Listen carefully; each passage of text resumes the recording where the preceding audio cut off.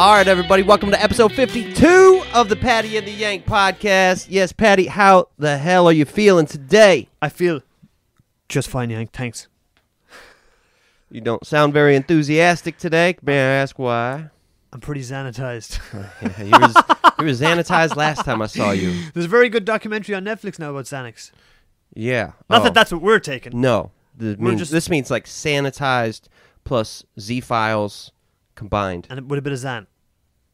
Xanitized. Zanzibar. You can be Xanified as well. Zanzibar. You can be Xanified, you can be Xanitized. We're Xanitized. That's right. So, welcome to the podcast, Paddy. Thanks for having me again, Yank. No problem. Since day one. It's always a pleasure to have you. People will see this eventually, but this is the individual that I've found for this week's podcast. That's a creepy looking individual. Yeah, right? His name is Aleister Crowley. That's a he. That is a man, boy, a confused young soul. Yeah, he's many things all in one. Woman. I thought it was like a woman nun or a nun. There's another priest picture or whatever. So for our listeners or our viewers, we're actually looking at big screens here in the studio. Yeah. And on the screen now, there's a guy with his head between his two hands, looking a bit mental, and he's got like a mushroom hat on his head. Looks like a triangle. Looks like the Illuminati, to be honest. That's the sign in the middle of his head, yeah. So what's the story and who the hell is this guy? Sweet. Let's start with a quote. You can't go wrong starting with a quote. As long as it ain't too old. How do you start your morning? I start my morning with a good old-fashioned quote. Don't you have breakfast? Well, I have breakfast when I got quotes. I have a cup of milk, a glass of warm milk. After a glass of warm milk, I have... Two quotes. Yeah. And then, how many quotes would you have for lunch? Well, lunchtime, I'd say I have about 3 quotes. Quotes. You eat quotes? I have quotes. I eat cool. Oats. So, the quote. Jesus Christ. This is something he wrote in his younger years. I was in the death struggle with self. God and Satan fought for my soul those long hours. God conquered. Now, I only have one doubt left. Which of the twain was God? This is something he wrote in his younger years. Pretty crazy. Pretty crazy. Which Aleister Crowley? Aleister Crowley. Born Edward Aleister Crowley. But before we jump into his background and shit, I have a few more quotes that are pretty cool. You're mad for your quotes today, huh? Yeah. You're a quote machine. I'm a quote machine. Keeping quotes keen and mean. All right, cool. So, to read a newspaper is to refrain from reading something worthwhile. The first discipline of education must therefore be to refuse resolutely to feed the mind with canned chatter. I've heard of canned tuna, canned chatter. That's new for me. Canned chowder. Canned chatter, huh? Old myths, old gods, old heroes have never died. They are only sleeping at the bottom of our mind, waiting for our call. They represent the wisdom of our race.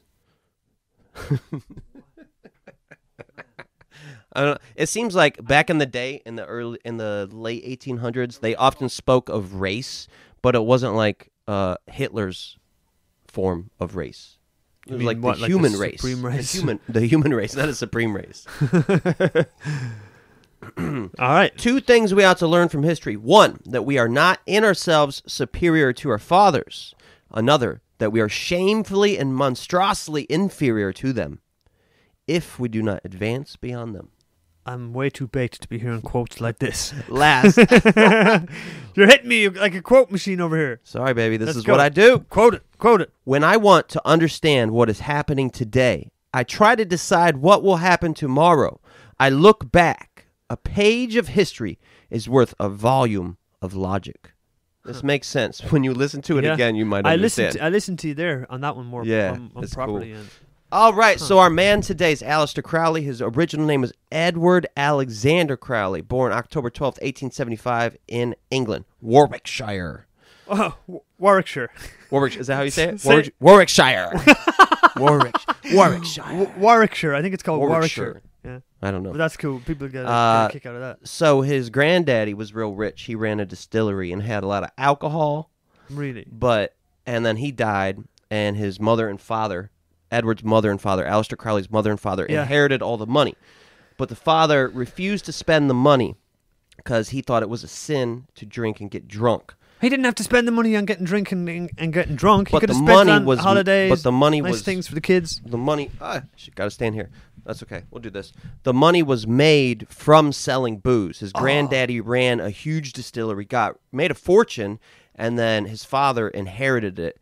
But his father didn't want to spend it because he thought it was a sin. He was very religious. How the money was made. Yeah, his Okay, mother all right. and his father were both very religious. And the dad actually became a preacher, an evangelist for the Plymouth Brethren. And to me, they kind of sound like Amish. Oh, really?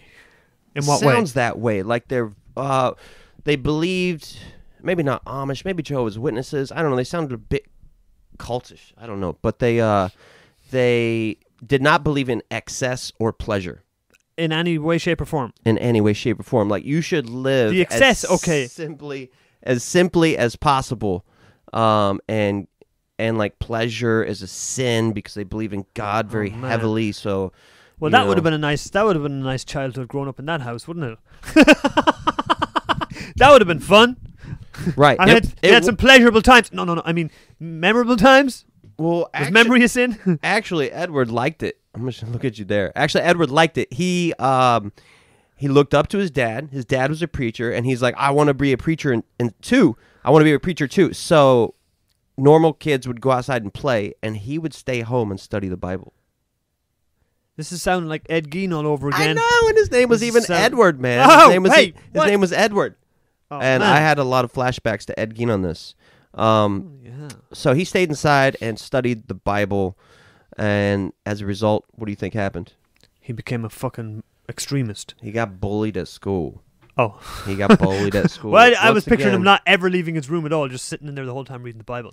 I think he was. I think he was actually happy reading the Bible because he's like, "Oh, I have my father. My father's my hero. I want to be just like him. He studies the Bible, so I'm going to study the Bible too." It makes sense. Like if your dad fixes cars, and you actually love your dad. Yeah, but is that all he was studying? Just the Bible?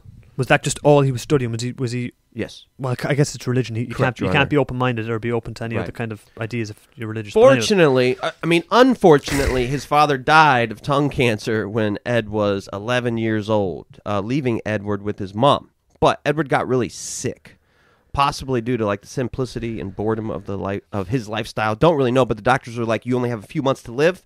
You got to make some big changes, or you're going to die." How old was he? He was 11. 11. Yeah, I just said that. His father died when Ed was 11. Ed was 11 years old, and his father died of tongue cancer. Ed got told then that he was going to die if he didn't change his lifestyle. Shortly after, Ed got really sick. He got really sick, and the doctor's like, "You only have a few months to live if you don't make big changes." He must. What kind of a terrible lifestyle could you be living at 11 years old? I was imagining he was older. That's why I asked you how old he was. Imagine he was older in his 40s, had lived a life of drug abuse, drink, alcohol, Dude, sodomy, we're whatever. And talking- it's like, hey, you better change your lifestyle there, buddy. You're going to be dead in a few months. He's was 11? Yeah. What was he doing before that to He's fucking bring 11, and this is 1886. So I don't know if they Smoking tried to cigarettes. live really simple. Maybe they didn't even like use electricity. Did they have electricity then? But it seems like they avoided everything very excessively. They were against excess, but they excessively avoided pleasure and anything fun. That's a good point. So his dad died when he was 11, Yeah. and then his uncle's like, I think I can save him. Let him come live with me for a while. I live in the countryside. Maybe the countryside will fix him. So the mom was like, all right, you can have him. He ran away with his uncle. His uncle takes him out there, and they're running around the forest, going hunting and stuff, and he even starts to slip little Edward some booze and get him drunk. What? Because he assumes, the doctor said he's only got a few months to live, right? So he's like, hey, this kid's gonna die. Let's show him a good time. Sounds like a good uncle. Right? I Bring would him do the same hunting, thing. fishing, hanging out in the woods. He's 15. Drinking. He's about 15 years old. So he was 11. This is about 4 years afterwards. All right. So he's taking him out drinking, hunting, Yeah. and then on his 15th birthday, he buys little Eddie a prostitute. Buys or rents? She means buys, he has her for life. Rents just like for whatever time period they agree on. Oh, right. So he rented. I never heard that before. Rented a prostitute. Rented a prostitute. Well, something you buy is yours, right? What? I never thought about that. I've been saying it wrong for years. Well, now you know. Yeah, so So go on. His uncle got his him uncle a bought him a prostitute. prostitute for his 15th birthday. Rented. Thank Corrected. you. Rented. And bought him several more because it was fun. And they also started mountain climbing, and he showed him fun. and he showed him joy, and he... That's a lot of fun and joy for a 15-year-old to be having. Shit, right? Can you imagine any better way to grow up? Even right Holy now, shit. like, I want that right now. He went from like the worst shit ever, religious life fanatics, to like the extreme other end. It's Right. like his uncle's bringing him out hunting, shooting, fishing, turning banging him loads of into a girls, man. drinking fucking alcohol at 15. Holy hell! That's not like being weaned into it at all. That's just like I went from a Bible basher to a trailer trasher. Well, dude, he's like a mountaineer. They also went mountain climbing, and he got really, really into mountain climbing. So, as a result, dude, his health fully recovered, and he moved back in with his mom. Only problem was he was in full-blown teenage rebellion, and he was like, fuck this Plymouth Brethren that my father was the preacher for. They are the reason I got sick. Fuck them. And fuck you, Mom. He was just like, fuck everything because he had enjoyed pleasure. Yeah. So his mom told him he was the beast from the book of Revelation. And he thought, fuck yeah, good idea, Mom. I'm going to become that beast just for you. And so the first act of sin was he slept with the housemaid in his mom's bed. And then the mom obviously found them and fired her, ruined her reputation, and she was forced into prostitution. Oh, yeah. Aleister claims she was the first victim of Jack the Ripper, and also that he knew Jack the Ripper. What? And Jack the Ripper was an occultist. What? Yes. Correctamundo. So that's mental. The connection with Jack the Ripper there. So he reckons he knew a Jack the Ripper. Yep, he said he knew Jack the Ripper, and Jack the Ripper was an occultist. Now, could he have been lying? Totally. Was it very plausible that because he knew only him? in recent Yes. years, only in recent years do they think that they've actually found out who Jack the Ripper was. Really? I think he was an immigrant from Europe or something like that. That's Well, who this heard took of- place in England, right? Jack the in And Whitechapel. Crowley was born in 1875. Yeah. And so we're talking about the Yeah. early Oh, I'm 1900s. not saying he couldn't have, but I'm just saying, yeah, they didn't think they even knew who he was till a while back. Yeah. But that's crazy, that the connection with the prostitute and that. Yeah, so Aleister, well, he was still going by Edward, right? But eventually he graduated high school. Don't know how. He was a rebel, and he went to Cambridge University of Cambridge. Cambridge, thank you. So lucky I have this Irishman next to me. You see this when you talk stuff that's from England or Ireland, You know how to say I get it. to correct you. So Cambridge University. Cambridge. He went to Cambridge, and for the first time, he started introducing himself as Aleister Crowley instead of Edward. He quickly gained a very big reputation because he was very skilled at chess. He was really good at chess, joined chess club, and won many chess competitions. Also, his uncle introduced him to mountain climbing, right? Yep. And so in college, he continued mountain climbing. He went to the Alps on holiday every year from 1894 to 1898. And in 1897, made his first ascent of the Monk. You know how to say that, motherfucker? The what? Monch? How do you spell it? I don't know, but it was a big mountain, and he did it by himself. So this caused him to be recognized by the alpine mountaineering community. Huh. Yep. In 1898, Aleister was 22 years old, and he fell in love for the first time. For the first time. With a boy named Herbert. The boy's name was Herbert Jerome Politz. What people didn't know was he had an alter ego dressing in drag in private nightclubs at night. The boy that Aleister fell in love with. Aleister fell in love with a boy. Okay. The boy's name was Herbert Jerome Politz. Yeah. But what people didn't know was he had an alter ego of dressing in drag in private nightclubs as Diane de Rouge. Huh. Yeah, so Aleister was... Are you going to be PC? No, not at all. Bisexual? Go for it. Oh, okay, that's it. He was bisexual. So Crowley wrote love poems. To this dude Herbert that he loved. Yeah. But they were filled with anguish about how bad he wanted to be with him, but he couldn't. However, him realizing he was bisexual gave him one more reason to reject Christianity. And I saw in a few different places that while he was at university, he was recruited by the British intelligence agency as a spy. For MI6? I did not see those words, License MI6. kill They said he was used as a spy during World War One. He was as a spy during World War One? Correct. And I saw this in a few different places. So it's like rumored. It seems like it's possible, but you know, he was a very mysterious man, so it was kind of hard to get concrete stuff. But I think I got good information. Just spy number 1. So eventually he left university. It's unsure whether he actually graduated or not. But either way, he received a family fortune. He received all the inheritances that his parents had received from the distillery. Oh, Aleister's gonna go on a wild one, huh? Holy hell! He started buying prostitutes every day. He also started ordering books on the occult, and he was basically just reading, writing, and fucking nonstop. He wrote and published a lot of dirty poetry under a pen name. Huh. Yeah, and he got some very pivotal books on the occult, and he published 100 copies of his poem Thelema, a place to bury your mother. No, I'm joking. It's called that sounds like a nice poem. It's actually called A Place to Bury Strangers In, but it wasn't very equally successful. as nice of a poem. All right, so in his early 20s, he'd been studying the occult for a while. What is the occult? Okay, what is the occult? Occultism is a bunch of theories and practices that believe in the use of supernatural forces or beings. They believe the practitioner, the person doing it, can manipulate natural laws for personal benefit or for somebody else. This is usually seen as evil when they break moral laws. It probably sounds pretty fucking ignorant. You evil. So old Aleister was into this kind of stuff. Yeah, I think we'll get more into that later. But for now, I'm just going to continue with my fucking story. Go. Stop asking questions, motherfucker. Hey, that's all you can do sometimes. I try to tell my kids that. All right, cool. So he was really getting into occultism, which is the belief in black magic and alchemy and calling on angels or demons or any sort of divine forces.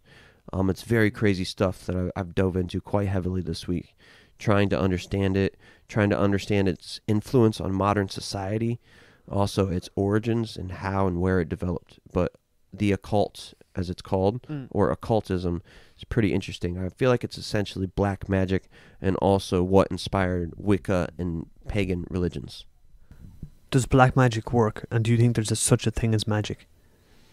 Well, in previous podcasts recently, we've talked about the existence of aliens, fairies, maybe like leprechauns, elves on DMT, and all that kind of stuff. Mm-hmm. And I feel like what him and these people I'm about to talk about, I feel like what they were doing was trying to talk to those beings, the beings that DMT shows us. Okay. And in this book that I just finished reading, it does talk about how when you go deep enough on DMT,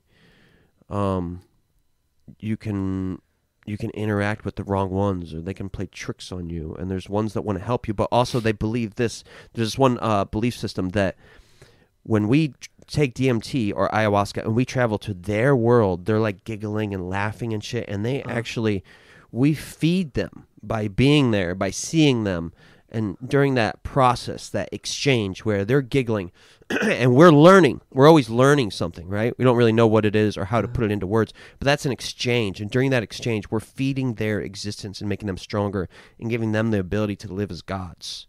Meanwhile, we're trapped in this life of mortality, right? We're inevitably we're going to die. Yep. Sorry, I've been reading a lot. I'm so baked. I it's all going over your fucking head, huh? But I'll get it when I listen to it over again, though. That's for sure. Man, what was my question? All right, moving forward. Tell us about these Huxleys. So in his early 20s, he found a group of aspiring wizards called the Order of the Golden Dawn.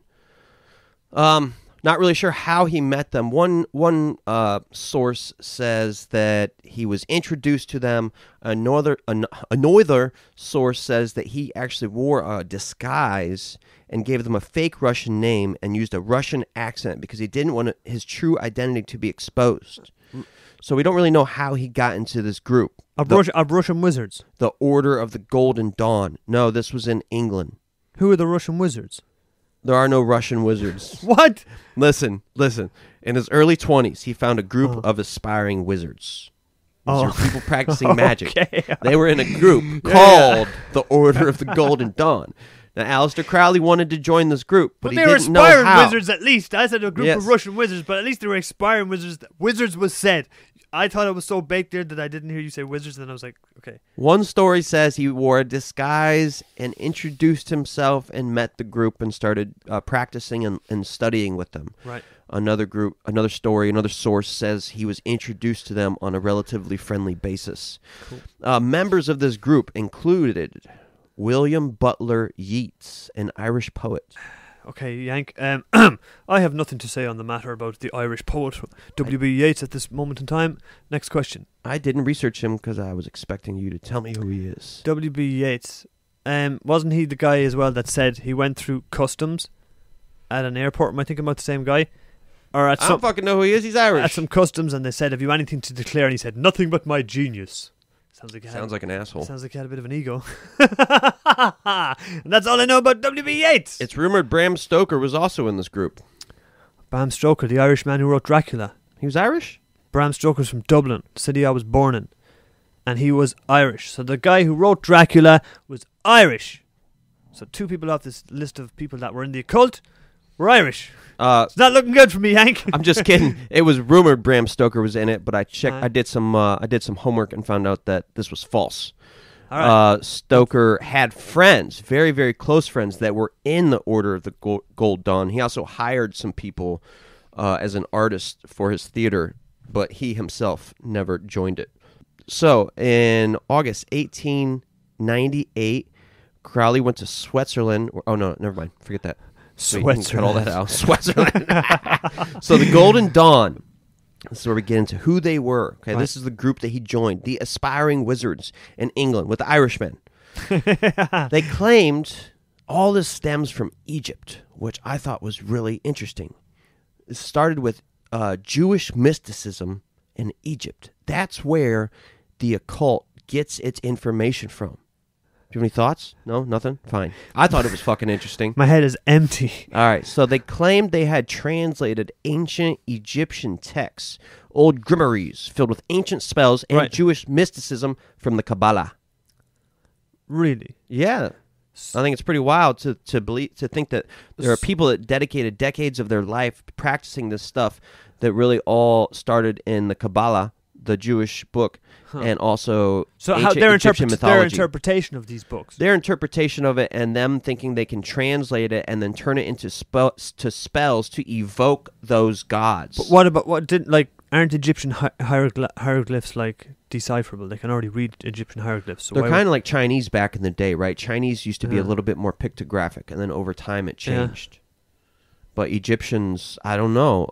I don't know if Egyptian hieroglyphs can be translated or not. They can, absolutely 100%. I know that for certain. So maybe that's what they did. They translated that to English and then used it to do spells to evoke angels or demons or whoever. These guys you're talking about? These guys that I'm talking about. All right, okay. They believed they could perform real magic, communicate with angels, and also get to know their inner soul. Crowley joined this group and took the teachings very seriously. He moved through the lessons, and there were like different stages and different levels you could get to. Yeah.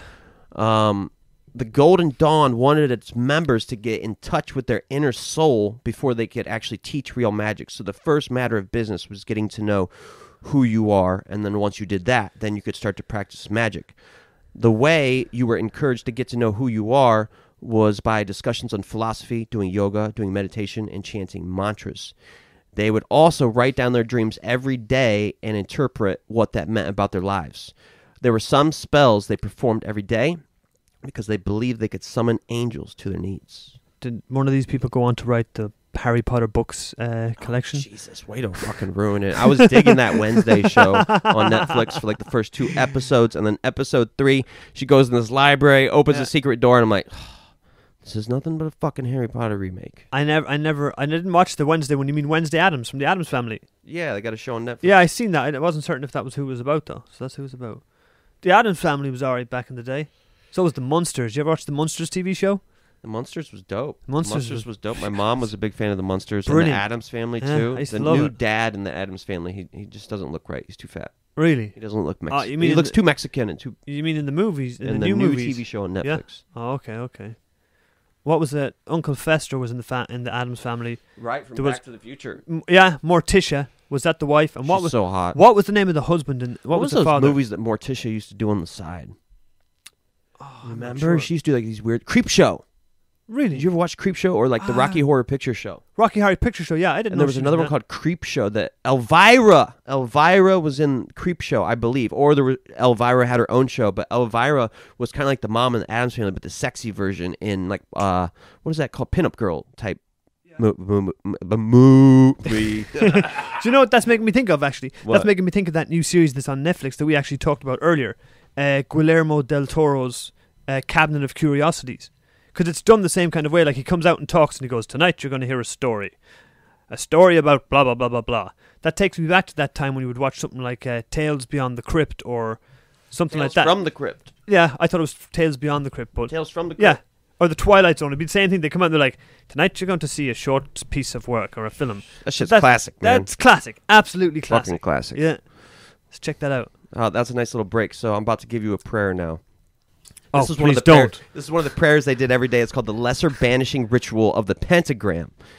In the name of God, the God of Israel, may Michael be at my right hand, Gabriel at my left, Uriel before me, Raphael behind me, and above my head, the presence of God.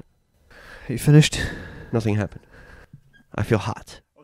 I feel hot and warm and sweaty. They said that chant thinking that something was about to happen. I think that was like the introduction to a much longer prayer. How many drugs were these people on? Oh, very interesting that you bring it up. Crowley took psychedelics all the time to enhance his experience. I would believe it. Yeah. That's exact. I was thinking that at the start, but once you told me that bit, I was like, right, where is the psychedelics in this story? The difference between these people and like Timothy Leary and Aldous Huxley and those guys from the U.S. that were involved with psychedelics is quite fucking different, man. They were into like Buddhism, and these people are into magic. It's a total different thing, right? Two different cultures taking the same psychedelic at the same time and getting two different things out of it, seeing it a different way. Wait, Right? how could Crowley take psychedelics? This was in the early 1900s. No, that's possible, right? Of course, mushrooms, are you kidding me? Sure, this shit's been around since before we were around. You're just thinking of LSD. That's man-made, but everything else, man, the psychedelics you can get from nature. So Crowley claimed that these practices, what they were doing at the Order of the Golden Dawn, were the beginning stages of a magical journey that would get him in touch with his guardian angel. This was like his hidden agenda the whole time. He wanted to find his guardian angel. He also often talked out loud about his desire to call upon demons and ancient gods. And like I said, we took drugs. Or wait, they took drugs. He took drugs. He took psychedelics. He did. We He took did. nothing today. I didn't take At all. anything. At all. I never. I'm Nothing. a Christian. Ever. It was hard to say I with a straight misspoke. face. All right. So the Golden Dawn didn't really like Aleister. He was a bit too wild. They knew he wanted to do black magic. They knew he was trying to invoke the demons. The demons. They also knew he was taking drugs. And these guys were actually like wealthy aristocrats. You know, they were just like curious of the unknown. Artist cats, yeah? Yeah, so they didn't want him to rise to the next stage because they thought he would use the powers for evil. So in 1899, when Aleister was 24, he bought a mansion in Scotland on the shore of Loch Ness. Say that again. What was the name of the fuck, loch? I didn't even think I was saying it wrong. What was the name? Loch Ness. How you say it? Loch Ness? Luke? I don't know. It's only the most famous lake in Loch the Ness. entire world, probably. Loch Ness. Loch Ness. Loch Ness. Loch Ness. Loch The Loch Ness. Ness Monster. If Ninja Ned's listening to this right now, he's going to be turning in his grave. Well, that he's if it not makes you in. feel He any just better, sleeps in I his- felt like an he just sleeps idiot in a when I grave. said it. Loch Ness Monster is Loch like one of Ness those. The Loch Ness Monster is like a mythical creature like Bigfoot. Or, Right, well, I'm saying right. mythical. Who the We fuck never knows? talked about the Loch Ness But- Monster, though. I thought he was Yeah. kind of boring. Oh, if you stay in the loch and you have a look in after 12 o'clock, you can see him. He's right there. They call him Nessie. He's a big bastard, alright. So is fucking Nessie, yeah, fucking. Alright, let's go. Oh, stop.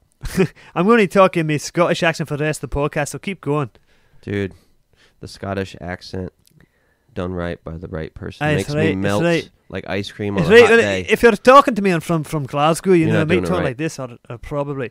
Let's see what happens. I bet you I am. Moving on. Oh, that was really good. I'm giving can up do my this shit, Scottish right? accent. I'm back to me, Paddy. So, 1899, he was 24, like I said. Loch Ness. He bought a mansion specifically so he could perform a spell called the Abramelin ceremony. He tried and tried and tried, but unfortunately, nothing happened. Several rumors spread that since he failed to complete the ceremony, he actually unlocked the gates of hell and left them open. Several years later, Jimmy Page actually bought this mansion and also claimed that the house truly was haunted by Crowley's demons. Crowley. You would say Crowley. The American way is Crowley. The British way is Crowley. How's it spelled? Crowley. Crowley. We'd say Crowley. Crowley. Right. That's the right way to say it because he was British. Yeah. So I'm saying it wrong. You said Crowley, huh? I said Crowley. Because Ozzy Osbourne had a song about him, I'm pretty sure, called Crowley. So Jimmy Page from Led Zeppelin, the guitarist from Led Zeppelin, bought this mansion. Correct. Because he knew it was Aleister Crowley's. I wonder did he buy any? I wonder did he write any good songs in there, like "Stairway to Heaven," "In the House That's Supposed to Be Haunted by Crowley's Ghosts and Demons." So in 1900, Crowley went to Mexico. I didn't see this in a lot of places, but I kind of believe it. Started a relationship with a local women, and continued doing magic. And he claimed to have been initiated into Freemasonry. Oh. And Freemasons are rumored to be a part of the occult, or like they believe in the occult, or they assimilated the occult into their beliefs, along with Scientology. The Freemasons and Scientology both came up in all this research about the occult. Not so hard to believe. Right? What about the Illuminati? Let's get Tom Cruise on here and ask him. What about the Illuminati? What about him? So he wrote a lot and published a lot while he was there, and did a bunch of mountain climbing, and eventually left Mexico, went to San Francisco before going to Hawaii. On the ship, he had a brief affair with Hawaii? Hawaii, man. Hawaii. Really? You mean the island in America? Yes. Hawaii, where everybody goes surfing. Yep. How do you say it? Hawaii. Say it again? Hawaii. No, we say Hawaii. Hawaii. Well, Hawaii. You know what? I'm from America, motherfucker, and Hawaii is in America. I'm saying in America. I'm winding you up. We say Hawaii too. People, Paddy's about to get Paddy whacked. We say Hawaii too. I was just fucking with you. Anyway, motherfucker. All right, let's go. See what I can do to the mind. He went to Hawaii. There we go. And he was on a boat. He had an affair with a woman named Alice. He said he fell in love with her and wrote a series of poems about the romance. It was called Alice and Adultery. Oh. In some ways, the titles for his books remind me of Hunter S. Thompson. Really? He has another book that's pretty interesting. I'll tell you the name later. All right, so old Aleister gets married. He meets a girl named Rose. Rose was about to get married. She was in an arranged marriage her parents had put her in. But Aleister swept her off her feet and was like, fuck that, marry me instead, and let's go to Egypt. So she gets on an airplane, and they fly to Cairo, Egypt. Once they get there... you were with them? Huh? You went on a holiday with fucking Crowley and his wife. You didn't fucking tell me, you son of a bitch, huh? We did it. We went. There's a couple different stories, but I'm going to read this one. Mm-hmm. Crowley took Rose in a dark cave, and he started reciting spells. Spells he had been reciting for years and years. And suddenly... she fell over backwards and claimed she had a vision and heard the voice of Horus. He was reading from a book called Goethe, The Lesser Key of Solomon, in an attempt to summon Horus. Crowley was actually pissed and was like, I don't believe you, bitch. Not true. Ain't no way. I've been doing this shit for years. So Crowley drugged her and dragged her into a fucking cave. He's like, started fucking putting magic spells around the place. It's like, how the fuck are you going to see Horus? I've been calling his ass for years. And she said, the gods have been mad at you because of your arrogance, but this is what they told me to tell you. But before that last part happened, he said, bullshit, I don't fucking believe you. Let's go to a museum. And so he took her to a museum, and he said, point out the god you saw. She walked up right to the exhibit of Horus, number 666, and showed him that someone didn't really know about this stuff, picked out the right god. So he believed her and took her back to the hotel room. And she said Horus had given her instructions on how to communicate with spirits. She gave him a specific ritual to perform. He did it, and then he heard a whisper of his shoulder from his guardian angel, Iwas. She gave him a bunch of information that he needed to write down over the next 3 days. He did it, and he published it in a book called the book of the law, which he then started teaching as if it were the Bible. The theme, the message, his famous quote from this experience is, "Do what thou wilt shall be the whole of the law." Let me say it shorter. "Do what thou wilt" was his message. Now say it in a coherent way for people like me that don't know what the fuck you just said. Do what you want. Okay. Do what thou wilt. Do what you want. Do what you want. Yeah, do what you want. So all right. I'm not opposed to that. Well, except if, as long as you don't hurt anybody else or do anything to hurt any animals or shit like that. In other words, do what you want. So Crowley, do you think he was off his head the whole time in psychedelics? Or like, what's the crack? Have you read any of his stuff? yeah. What did you read? I listened to a couple of his audiobooks this week, like pieces of them. Okay. One of them was really creepy. Another one was like a narrative about him running around an island. Doesn't seem like a terrible writer. He ran around an island for a while. He wrote so much, dude. He published loads of poetry and wrote like like some good novels and shit. He actually wrote consistently the whole time. That's why I say he reminded me of Hunter S. Thompson. Except that he was doing magic, but he was taking drugs, sleeping with women, traveling. Sounds like kind of a fun life to me. Doing magic part makes me laugh every time you say that. What are you doing tonight? I'm just going to do a little bit of magic. Watch an episode of Netflix. Yeah. Watch the new Wednesday series. Yeah. Maybe do a little bit more magic. It's Friday night. You never know. Yeah, and then go to sleep. Oh, what was that movie? The Craft. Oh, about the witches. That was back a in the 90s. Good movie. That was a fucking great movie. That used to creep me out when I was younger, watching those movies. There was 4 girls, wasn't there? And then the blonde girl moved to the school. There was a girl in that movie with the black hair, the tight black hair. Neve Campbell Neve Campbell from Scream. The girl, Sydney Prescott from Scream. She was in that movie. But there's a shorter girl with like mental looking eyes that used to freak me out in that movie. Yeah, she's the girl that went evil. Yeah. Oh man, she's a creep. She's scary looking. She was creepy. That girl would scare me. She could manipulate me. Yeah, Craft, good movie. Check it out. Super good movie. They remade it. I haven't watched it. Yeah, they remade it. I think like within the past 5 years they remade it. Don't watch it. Can't kill a classic. You can't redo a classic. So after Crowley discovered Horus through Rose in Egypt, he was super excited. He went back to England to tell the Golden Dawn, the Order of the Golden Dawn, the group of the wizards. Most of them didn't believe him and were even angry, thinking maybe he had been tricked and thought he was speaking with an angel, but actually he was speaking with a demon. At this point, the Golden Dawn were still refusing to let Crowley graduate to the next level. Crowley was pissed. He didn't like that, so he went to the leader of the Paris chapter. This guy was like, "Nah, man, you should go to the next level. I got you." So he gave him the certificate he needed. Crowley went back to London to go back to the group, and the members were like, "Nah, fuck you. We don't ever want you back in again." So apparently the story goes Crowley went in that night and changed all the locks so nobody could get in, and then hid outside and watched everybody show up the next day trying to get in, but the whole place was locked, and he laughed at them. And took over. It's kind of a silly story, right? Yeah. I don't know if it's true or not. So shortly after this, Crowley and some friends went climbing on this big mountain called Kanchenjunga, one of the tallest mountains in the world, I believe. Kanchenjunga. You know it? No, never heard of it. Me neither. Kanchenjunga. I don't know. Well, now we have. So they got to 25,000 feet, and there was a photographer there, and the photographer got mad at Crowley. He wanted to take 25,000 feet? Yeah. Why? Is that impossible? 25,000 feet doesn't sound right. It's like it's too high or it's too low? Definitely too high. Too high. What altitude does a plane cruise at?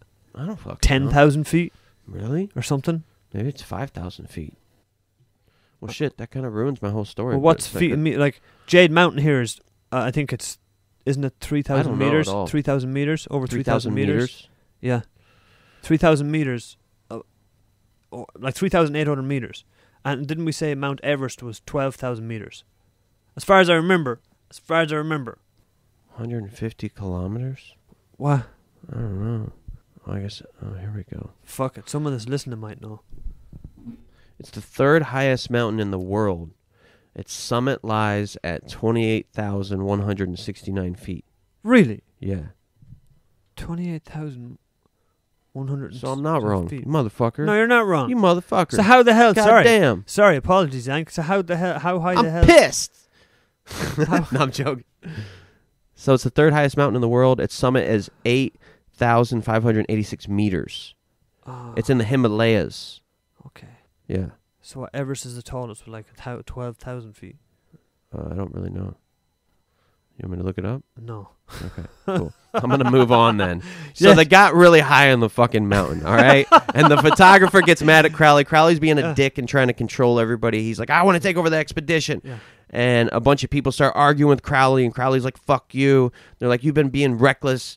And he's like, fuck you. And they all decide to go back down the mountain at nighttime. Crowley stays in his tent. He's like, don't go. It's a stupid idea. It's very dangerous. And several people were killed. There was an avalanche. Some people did survive, however. But there were claims that Crowley was actually sitting in his tent trying to summon a demon. And while he was doing that, an avalanche came down, killing several of the people. Several of the people reportedly screamed for help, but Crowley ignored them and stayed in his tent. And he later wrote in one of his books that he had no sympathy for what happened to those people.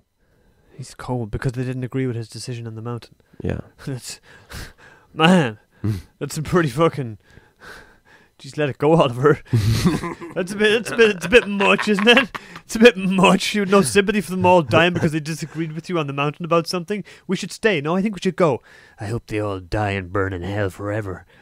Sounds like old fucking Crowley had some problems here. What? Jeez. Fucking give him a cup of cold tea. Be like, you will pay. You will pay for this with your Some life. charcoal tea. Go on. So Crowley and Rose, their marriage fell apart because they had a 2-year-old baby, and that baby died. They had a second child eventually. There was rumors that the first child's name was Lilith, but I saw otherwise. You know who Lilith was? Their potential baby. Well, the rumor goes that Adam actually had a first wife before Eve, and that was Lilith, but he wouldn't let Lilith be on top during sex. So she left him, and she was like the birth of all of the Wicca and pagan cults, and she was like the first female deity. And then God provided Eve for Adam so that he could produce children. These fantasy stories are so great. They really are. These fantasy stories are amazing. They're they trump fucking Harry Potter and Lord of the Rings any day, or any sci-fi movie either. These fantastical stories, Adam and Eve, all that shit. It's really amazing. Like, it's the imagination that it takes is phenomenal. It's definitely induced, I'd say, by mushrooms or psychedelics, because it's just so far out there. It's like, but millions and billions of people believe that shit. So hey, who am I to say? Who am I? So she fell in, so after the child died, she went into a deep depression. They got divorced in 1909. Shortly after, he put her in an asylum because she had neurological damage from her alcoholism. Back then, you could have put a woman in a fucking asylum by just saying, For anything. she's crazy. Boom. Right. Take her away. So that's terrible. This wasn't the only woman he put in an asylum. He sounds like a son of a bitch. He wasn't supposed to be the only one. I don't know that. Any woman that gets close to Aleister is like, I'm sick of this woman. She's crazy. Bring her away to the mental asylum. Yes, sir. Pretty much, totally. But, like a man like this also attracts crazy women. Right? So it's like, does he make them crazy, or does he just attract the crazy ones? I don't know. Or does he met go any after woman the he crazy attracts. ones? Like there are crazy girls out there. I've been with some. Yeah. Shit can get pretty psychotic, man. Yeah. So he put her in an asylum, and then he really didn't want to take care of his daughter, so he left her with some nannies that sent her to like boarding schools, and he took off. He got rid of his wife and his daughter. Yeah. He's like, all right, wife to the mental asylum, daughter to the fucking orphanage. I'm out of here. Fuck it. All right, that's shit taken care of. All right. What are the cat and the dog? Oh, no, fucking shoot them, let them run wild, whatever. Wife and daughter sorted, out of the way. Boom. Now to the next Aleister Crowley. He started his own cult called Thelema. Of course he did. Where he taught the book of the law, the one that he wrote down from his experience with Horus in Egypt. He taught it like it was the Bible and started a commune in Italy where anyone could do anything they wanted. Everybody just had sex with everybody, orgies constantly, and naked children running around. Drugs were everywhere. Man. He even had a room called the Nightmare Room where he painted terrifying pictures on the walls. He encouraged his followers to take LSD and then stare at the frightening images for as long as they could until they lost all fear. I won't lie that I would like to sit down and have a chat with Aleister. Like, he would have been a guy I would definitely like to sit down and have a chat with, just to see how fucking My mind. What? Your mind? I couldn't imagine talking to a man like that. It'd be so interesting. The madness, and then the eccentricism. Is that a word? Hunter S. Thompson in a way, ain't it? It's like a magic hunter. It's like a Hunter S. Thompson. It's like a Hunter S. Thompson on fucking steroids, TRT, fucking stem cells, fucking bull shark blood, fucking you name it. This guy's up here. That's mad. Jesus. Old Aleister, huh? Got rid of the wife and kids and then fucked off to start a new cult where everyone's like, fuck it, I'm gonna start this new cult where everyone. What? Fucking hell. Fair play to him, man, for having fucking living a life like that, I guess. Fucking mad. What? Oh, mad. shit. So, yeah, the neighbors didn't like him very much. Really? Nope. They didn't like him that much. Old Aleister. Huh? Friendly old Al. Just don't marry him or have a kid with him. He probably inspired some of the characters on the Addams Family. I wouldn't be surprised. So the neighbors were shocked, and people still say it's haunted. So as time went on, they were doing all the sex and drugs and stuff, but they were also doing rituals consistently, and over time they got more and more intense, till eventually they started doing bestiality and also animal sacrifices. Oh yeah, they're going up levels. From the beginning, it seemed like Crowley's been stepping up in levels each part of the way of this story. Now he's fucking on to bestiality and animal sacrifices. My guess is towards the end it's going to be murder of humans or something like that, or something crazy, because he seems like he's stepping it up every time. In my humble opinion, pretty intense, huh? So one of Aleister's lovers, I'm sure he had several. Her name was it a pig, a dog, a cow? A horse, because you just said he was into bestiality now. It was actually a turkey. It ran away and got the local authorities and told them what was going on. It made it all the way in the newspaper and the British press, which exposed him. Ah, really? No, this girl had a nervous breakdown because there was an animal sacrifice and they were drinking cat blood, and one of the followers died after drinking cat blood. Yeah. That's all I gotta say. The Italian authorities forced the group out. They're like, "You're done and you're banned. You're never allowed to come back again." Yeah. And this place is called the Abbey of Thelema, and still abandoned to this day. And people believe it is haunted. I have a picture for you.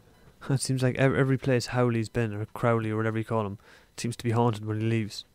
That's like one abandoned room in the place today. Modern pictures. Really? So he wrote a book about this experience. The book was called The Diary of a Drug Fiend. Well, at least he's being honest, coming clean. He moved to the U.S. To spread his message and inspired several people, including rocket scientist Jack Parsons and the founder of Scientology, L. Ron Hubbard. Jack Parsons? Yes. I have no idea who that is. He taught them sex magic, which is the belief that at the moment magic. Yeah, sex magic, which is that at the moment of orgasm, the universe can hear your intent. This is what he taught to the founder of Scientology. This sounds like a song from the fucking 70s by Earth, Wind and Fire. Sex Magic or Barry White or something. Continue. But let's be honest. In the end, everything caught up with old Crowley. As it usually does. He became a full-blown heroin addict, riddled with sexual disease like gonorrhea and syphilis. Mm-hmm. He had lost so much weight. He was struggling in a boarding house. And one day he saw the newspaper where a journalist labeled Crowley as a black magician. Crowley was desperate, and so he sued the journalist for libel, which is when somebody says a false statement about you. Liable, like a liability. No, it's Libel. Libel. I have no idea. So he tried to sue this journalist for calling him what? A black magician. But he called himself a black magician and called himself a beast in many books. Yeah. So he lost and was humiliated. As he was walking out of the trial, some woman walked up to him, Deidre McClellan. This girl walks up to him and she says, "Oh, I'm a huge fan. I've read all your books and I want to have a kid." And he's like, "All right, I'm down." So she, man, was she hot? I have no idea. That'd be a win-win. He comes out of the court after losing it, and this hot woman comes up and goes, "Hey, I want to have a kid." All right, whatever. I ain't got shit to do. So she actually took him and detoxed him. because he was fucking strung out on heroin, which is pretty, hardcore, and just took care of him and cleaned for him while he totally detoxed. And they eventually had a kid whom they named Aleister. And he actually became a family man. That's original. And they moved and got this place on the beach and lived his last years in pretty good health with his family until eventually falling into a coma and dying in 1947, as is rumored. The sky lit up in thunder and the gods reclaimed his soul.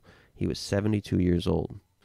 He just sounds like a madman. Some people thought he was a hero. Even John Lennon, who put him on the cover of Sgt. Pepper Lonely Hearts Club. Really? Yep. Led Zeppelin inscribed his motto, "Do what thou wilt," on their album Led Zeppelin 3. So what you're saying is that fucking Aleister Crowley was rock and roll. A lot of people in the 60s read his books and were inspired by him. And Antoine LaVey, the book who... What about his bestiality and his fucking sacrificing of animals? And drinking cat blood and there's no proof killing that somebody it's that he true. killed with the cat blood. What about all that shit? I mean, I'm just saying. Yeah. What about all that shit? Oh, you mean for people that look up to him? Of course. I'm not saying I look up to him. I'm out of So Extremely basic. you had an interesting way of tying him up. How? In the end, well, the way that you perceived him like that was like a deal breaker. But in some ways, man, he picked really cool book titles for his books, like An Affair with So-and-so, or The Diary of a Drug Fiend. Like, it just reminded me of Hunter S. Thompson in some ways. But I mean, obviously he was just a hedonistic prick. But you don't really know. I don't really know how real all that magic is. I always thought Wicca was cool. I don't know that much about Wicca. I hope Jeremy does. In our next podcast, we get a chance to talk about Wicca or pagan beliefs. Yeah. Bring Jeremy back cool. on the podcast and see if he knows anything about it. Yeah, I want to shout out to Jeremy. Come back. Yeah. Come back to us.